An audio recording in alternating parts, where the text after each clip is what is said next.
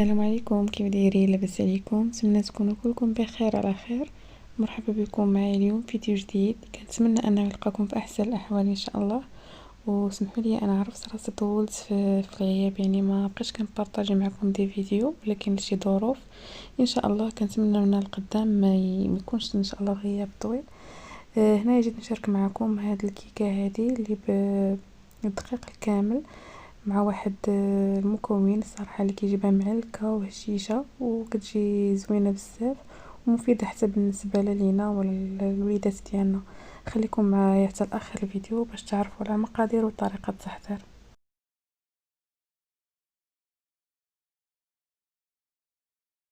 هنايا خديت واحد البول، درت فيه 4 البيضات وحكيت فيه واحد القشره ديال برتقاله. كيف ما كتعرفوا ان الليمون باقي دابا خضر، لهذا تتبان لكم القشره خضراء. ممكن انكم تعوضوها بالقشور ديال الحامض اولا تكتفيو بالنكهه ديال الفانيلا. هنايا ضفت واحد الكاسونس ديال سكر سنيده، وغادي نضيف واحد الفاني، ساشي فاني، وغادي نخلط مزيان. عاد نضيف لهم واحد الكاس ديال الزيت. فالكاس كيبقى دائما نفس الكاس هو اللي كنعبروا به المقادير كاملين.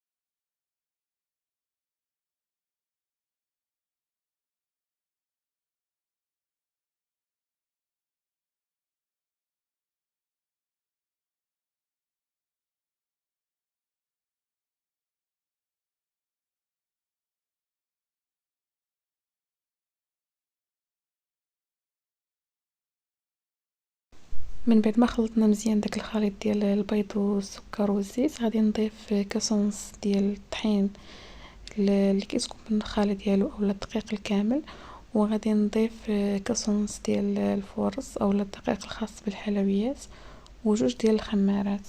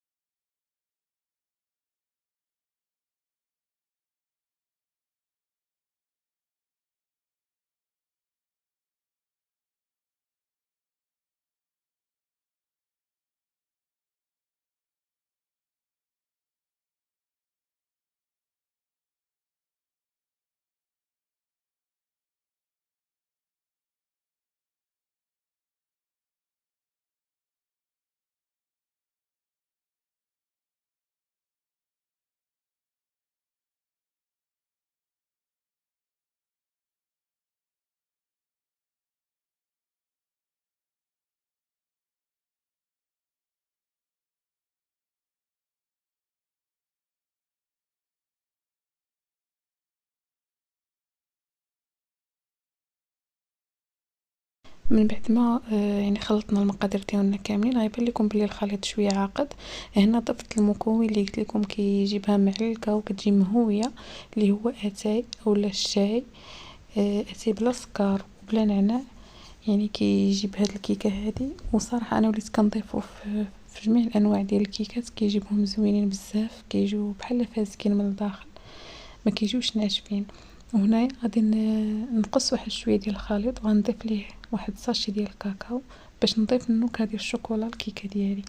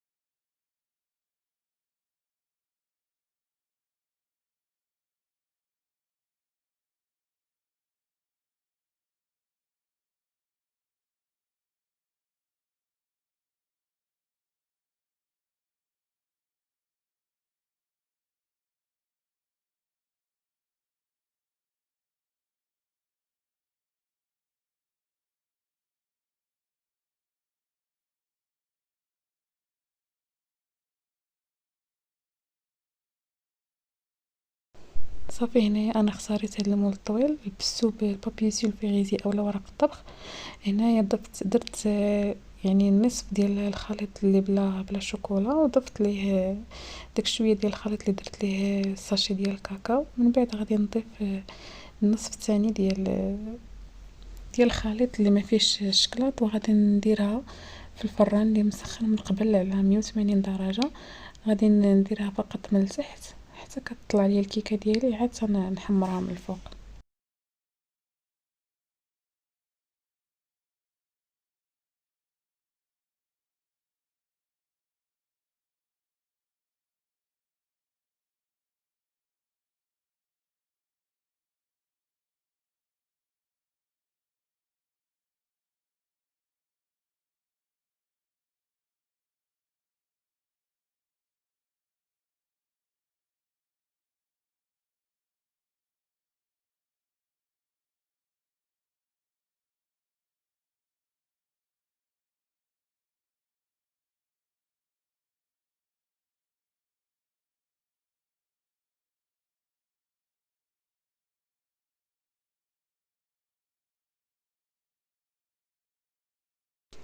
من بعد ما طابت الكيكه ديالي كتجي على هذا الشكل هكا. انا هنا زينتها بواحد شويه ديال لا كونفيسور اولا المربى المشماش وشويه ديال الرقائق ديال الكاوكاو. فكيبقى تزيين اختياري على حسب شنو عندك نتيا في الدار.